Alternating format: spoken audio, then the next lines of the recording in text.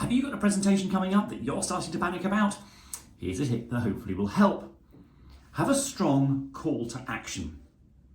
Why are you telling us all the things that you've got written into your presentation? What do you want us, the audience, to do with what you've just told us? So have a really strong call to action. I want you to go away and do this differently. I want you to go away and think about this.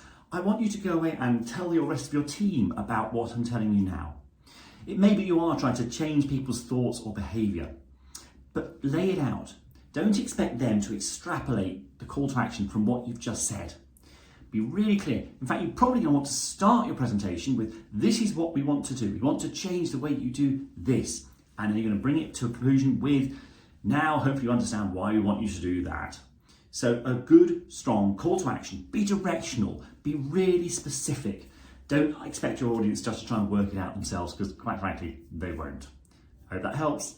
Have a good presentation.